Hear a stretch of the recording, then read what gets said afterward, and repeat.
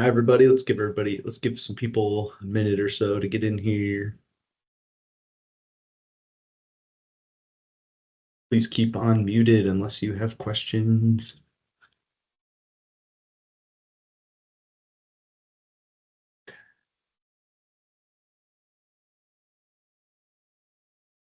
Okay, looks like we've kind of slowed down here. So good afternoon, everybody. My name is Henry Lowry. In case you're unaware, vendor analyst here at IHCDA. Today we've got a nice little presentation on our vendor portal and all things vendor portal related. So just a couple of reminders that this is being recorded and transcribed, so just keep that in mind. There's plenty of places during this where you can ask questions, but you can always put questions in the chat or raise hand function. We'll call on you, you come off mute, and then ask your question. So plenty of opportunity for that. So I'm actually going to hand this over to Elaine, but we'll be in the chat for questions. So Elaine, go ahead. Perfect. Thank you, Henry. Welcome. This is the vendor training for the client port or for the vendor portal. And I hope to give you some great insight in the process so that you're able to navigate the system and do what is needed for your own agencies. So welcome to IHCDA's 2026 vendor training. This session's being recorded as Henry said, for those who are unable to attend. To help maintain clear audio throughout the training, please keep yourself muted unless you're actively speaking. This will help minimize background noise and ensure everyone can hear. You should have received today's agenda along with a PDF of this PowerPoint. We have a full schedule for this training. We'll walk through the vendor portal, targeting transmittal processes, client searches, and vendor setup items, integrated with some question and answer time along the way. This training is anticipated to take roughly an hour. You may utilize the chat for questions as they arise during the training if desired. This will allow for all questions to be recognized. If no answers can be given, we will follow up with a document to Henry that can be dispersed to the vendor network. There we go. My name is Elaine Zeider. Some of you may already know me. However, for those of you who do not, here's a little information about me. I have worked with many of you at the agency level, so I'm familiar with the transmittal process from the agency side. And accompanying me for this training is Cindy Palmer. Cindy Palmer is our program manager for eConnect System Project here at Rowing. She'll be monitoring the chat along with Henry's assistants. So let's get started. Welcome to the vendor portal. This is the landing page you'll see upon signing in. On this page, vendors can search transmittals by transmittal number, transmittal date, or agency. The drop-down menu on the right allows for sorting by specific transmittal statuses. A transmittal is a collection of claims compiled into one electronic file by the agency during the transmittal generation process. Agencies review this detail, edit it as needed, and then publish it to the designated vendor. At this point, the vendor will review the information, make notes, and return it to the agency. I will show you that process shortly. As seen in this screenshot, the focus here is in process. The in-process transmittals are easily identifiable by the absence of a return date, fiscal date, and paid date. Items for this status require action by the vendor to move the transmittal to the next stage. Once a transmittal is returned to the agency, it moves the transmittal from in process to returned, and the return date will populate. The fiscal date will populate prior to the paid date, as it must first be submitted by the agency to IHCDA Fiscal for payment to be made. Once submitted to fiscal, the fiscal date will populate. Once payment is complete, the paid date will populate. This screen actually offers vendors a streamlined and efficient way to monitor transmittals along with their payment status. When reviewing a large number of transmittals, you can quickly organize them by clicking the desired column header at the top of the table. A small red arrow will appear as seen in the blue box here, indicating the direction of the sort. Ascending or descending makes no difference. In this example, the vendor is specifically sorting by transmittals marked as in process and not yet returned to the agency. So let's explore what additional insights can be revealed with other statuses. As shown on the previous page, you can refine sorting by selecting a type from the drop-down menu highlighted in the yellow square. When paid is selected, the blue column becomes the focal point. If returned is chosen, the red column takes precedence. These views differ notably from the in-process layout discussed earlier. Each column serves a distinct purpose. You will always be able to quickly identify the agency name in the third column. Orange indicates whether the change has been made that requires an agency to revise the transmittal prior to submitting the transmittal to IHCDA. Purple represents the fiscal date, showing when the agency submitted the transmittal to IHCDA for fiscal to begin that payment process. This is important reference for the vendors tracking payment status. If it's not yet been submitted to fiscal, they can't proceed with the payment process. At the bottom of the screen, the brown section displays the total number of transmittals associated with this agency selected. When a vendor opens transmittal, they can quickly determine how many clients are included. This number is displayed in the brown box located at the bottom right corner of the screen. If a correction has been made to the client record, a check mark appears in the yellow box. Vendors have multiple ways to download transmittals, which are defined in the red box on the left side of the screen. The options include PDF, EDI, which is used for system import processes used by some of the vendors, and an Excel spreadsheet. You can click on Add a Note here for a basic general note to the agency on the screen. More specific client notes will be located within the Client Edit screen. I will show you that piece next. The final action required of the vendor on this page is clicking the Return to Agency button when they are complete. This is located in the blue box.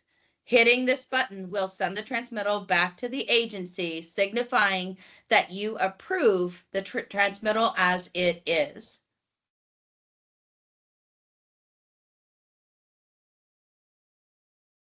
When you click on the pencil icon that's next to the billing name that we just saw, applicant details will open up. This is specific only to the one applicant. This screen is divided into two sections. The top section displays general transmittal information for the agency submitting it, the amount of the claim, how many claims the transmittal contains, and the number of clients along with their agency. The bottom section focuses on applicant-specific details. Those fields are highlighted in red here. They include the account number, applicant name, amount, and claim type, which is generally referring to whether it's regular or crisis assistance. Since the applicant is not always the account holder, the billing name is shown in purple for clarity. Funds typically follow the applicant named in red. The blue highlighted section at the bottom allows you to submit correction details specific to this client to the agency. To do this, toggle the correction option to yes Type in your note, click save, then close the window. This action will generate the checkbox we just saw on the previous screen.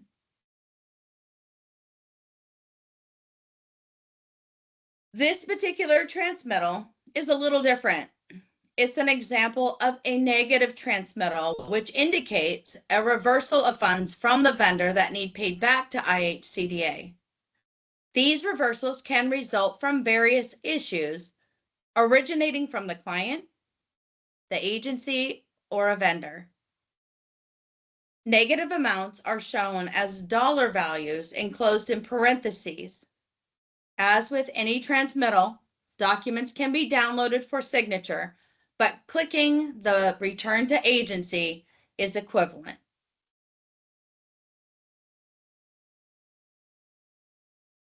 So this was kind of a loaded process, so I want to pause here for questions or clarifications, if any.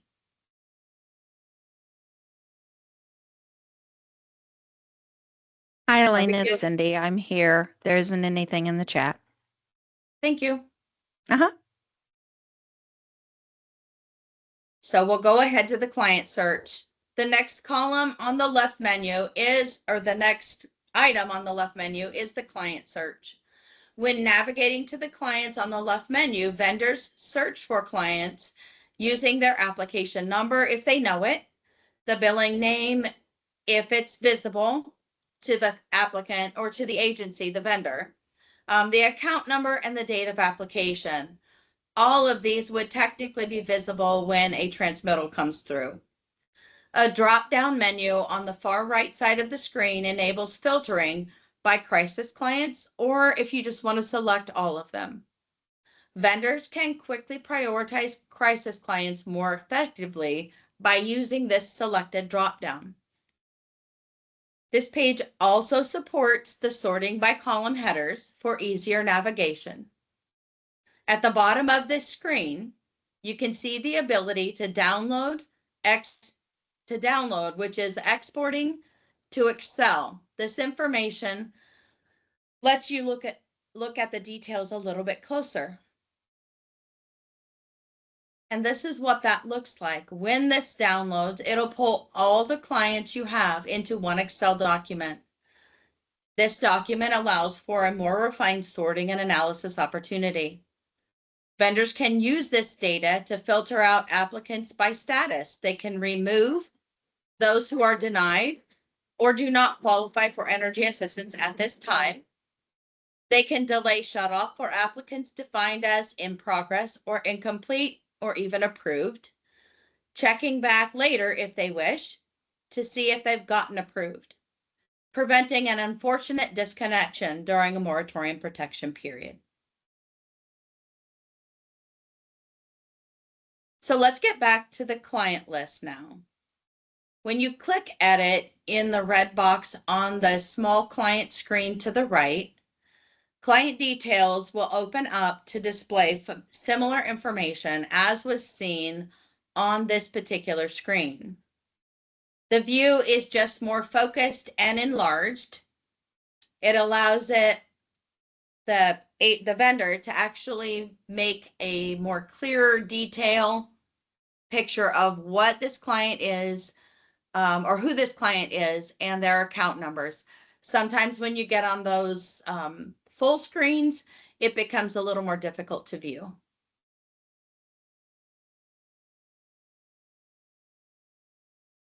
Questions? There's nothing in the chat. Let's get on to the vendor information. This area is crucial for establishing accurate business details. The vendor's business name is automatically populated along with the vendor contact detail. Vendors can alter the original contact, mailing address, etc. if it changes. Updating this section ensures that there's clear and timely communication through all processes. This screen is actually a lot larger than just what you're seeing here. So let's move on to the next section.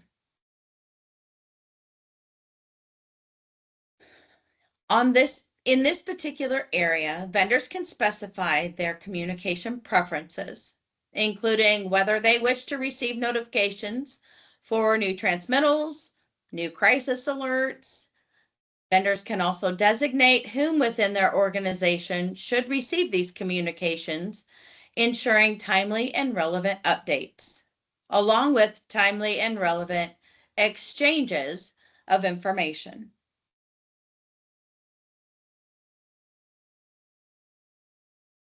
Further down on the same page, vendors can designate the recipients for the daily summary email. This is a summary of the new applicants from the prior day. If you need multiple people to receive this detail, multiple addresses will need to be separated by commas here. That's at the very top of your screen here. Vendors will confirm on this screen that they wish to participate in the program and give their consent to receive electronic transmittals by toggling yes. Accurate county selection is necessary to ensure visibility and functionality to both vendors and agencies. Banking information. Again, the vendor name will auto-populate here, and it allows the vendor to complete the bank name, the account type, account number, routing number for any ACH deposit. Once this is saved, the information directly supports IHCDA DMS processing for energy assistance claims associated with this vendor.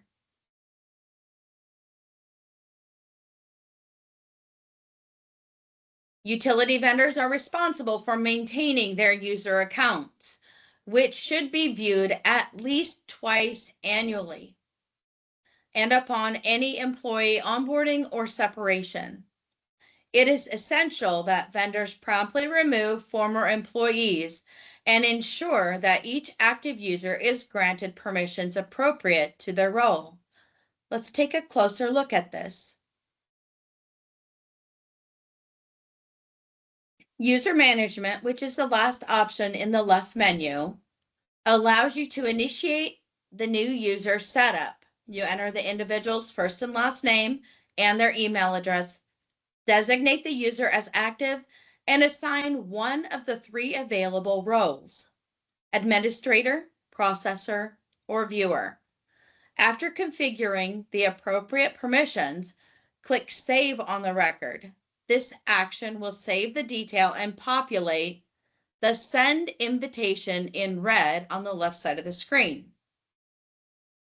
Before sending the invitation, confirm that the user's email address account is correct and active within your business. Click Save again if a correction was made during the review process. Prematurely sending the invite may result in a bounce back email, which could be flagged as spam or junk, therefore getting blocked by the vendor's email system. Vendors will want to ensure that emails from noreply@rhsconnect.com are permitted through their firewall to reach the intended recipient. It is critical to assign and save the correct permissions prior to sending the invitation. Failure to do so will result in a no permissions error upon login. The send invitation feature should only be used to grant initial access. This invitation link is sent via email and it has a link within the email that must be copied and opened in an incognito or in private browser session, as it is only valid for a single use. Once validated, the user should close the browser and access the live vendor portal environment to accept the user agreement and begin business operations. Upon a successful user validation, this is what your screen would look like opening up their user, the edit user screen. You'll see fields populated that are highlighted in purple. if a user loses access to their account or forgets their password, administrators may select the Reset Microsoft Account shown in the red box on the left. This will initiate a password reset email for the user. Click on Save and close in the red box on the right will actually shut this user screen. Each email address is uniquely assigned to a single user and cannot be reused. To maintain system security and ensure accountability, all users should be provided with their own individual login credentials that can be made inactive if employment is severed. So let's drill down the actual roles that are available here. The administrator role offers the highest level of access, enabling users to actually process transmittals. They also get to view or edit banking detail, view or edit vendor information, and they also manage the vendor user's accounts. The processor role is only limited to processing transmittals, while the viewer role allows for read-only access to the information within the vendor portal. So they can get in and view approvals, denials, anything that is basic on the transmittal screen, the client screen. Assigning the correct role is essential to ensuring users can perform their designated responsibilities. Proper permission alignment supports operational efficiency and maintains the system integrity. So we actually went through that fairly quick. Do we have questions? I'd like to chime in here for a second on that ACH Absolutely. portion. Yeah. Okay. On the, if any vendors are going to change their ACH information in the system, please send me a copy of that as well. And then we can double check with our ops team to make sure it's updated and we'll have it on file. So if you update it in here, please also send it to me. Thank you. Perfect. Other questions?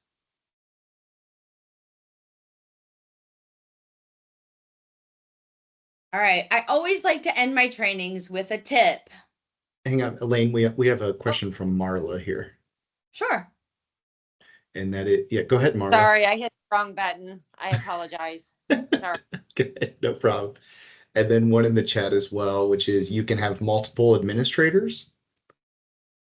As long as you give them that permission, they have the capability. So yes, you can have multiple administrators. And to Marla's question.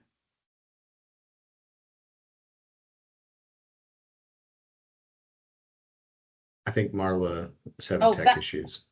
That must have been her question. Actually, Alex has a question. So. Okay.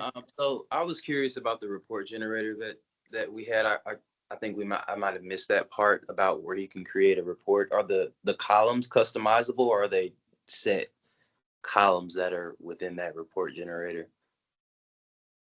You mean the Excel download?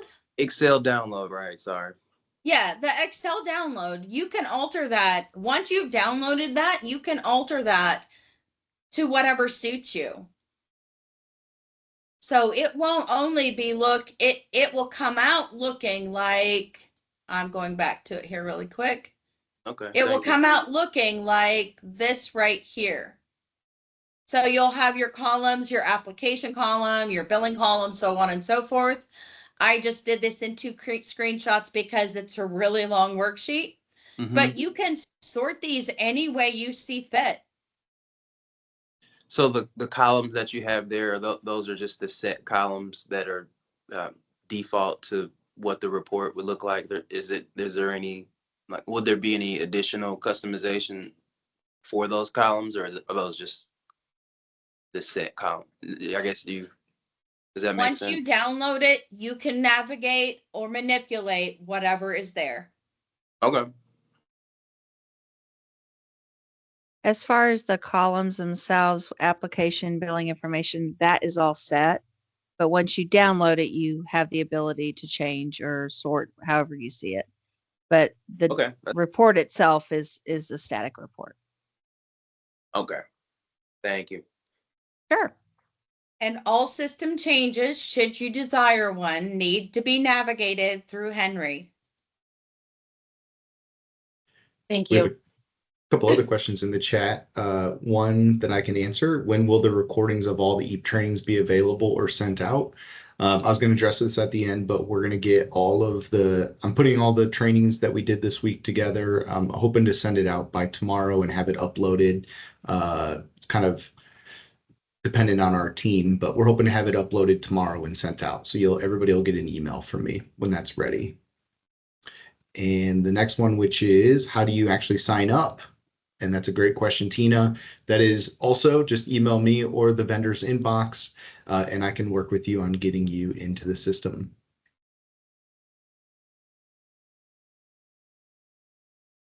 So for Samantha, you only see those two options. That is due to the permissions provided. So you'll need to connect with whomever provides you those permissions to expand them. I can do that as well. So Perfect. please just email me. I can change your status. And then there's one other question in the chat from Crystal. Is the system able to handle multiple providers now on this portal? Absolutely. I think there's quite a few providers in the system already.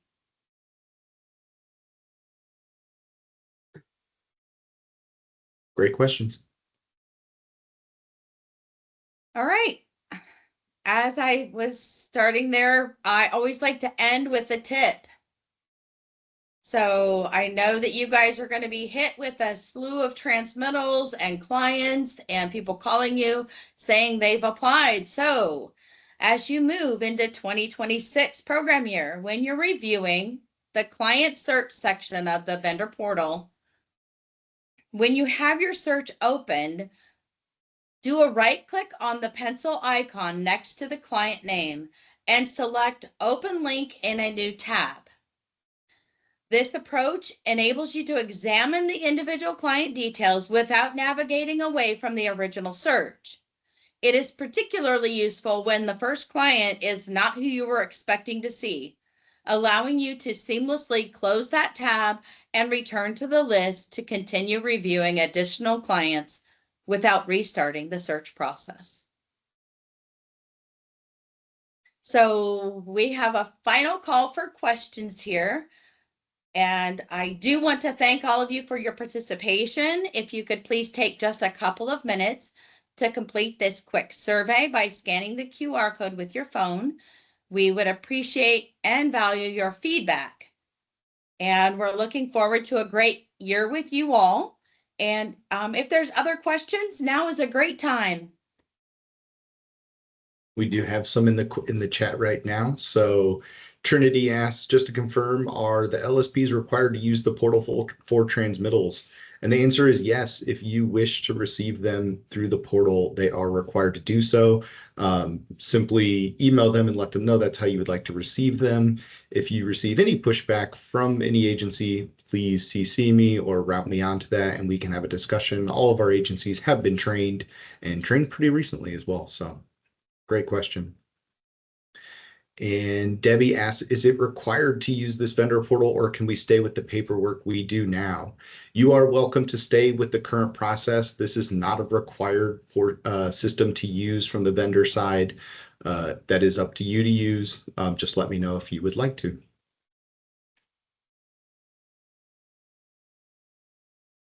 More good questions. I will turn it over to you, Henry, to finish out.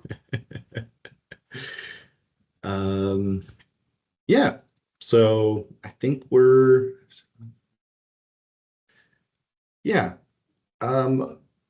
is one more question in the chat, but I'm not sure if it applies or not. But Elizabeth, you can go ahead and email me a full question and then I can help with that. But yeah.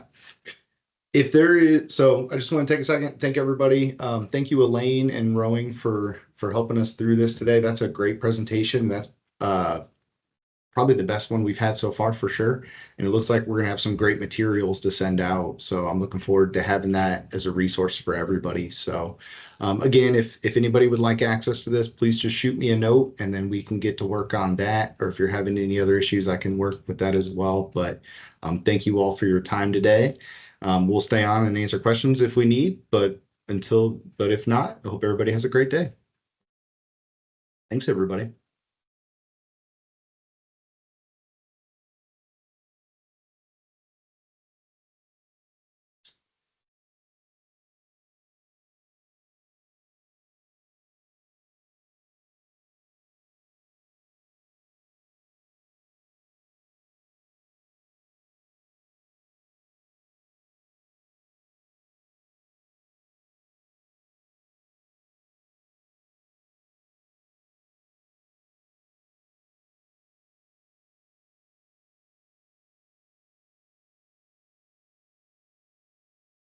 Okay, seeing no questions, I will talk to you soon. Let me know if there's something more needed of me. I will do whatever I can to help this year roll out. Thanks, Elaine. Much You're welcome. appreciated today. Not a problem. Have a great day. You too. Bye-bye.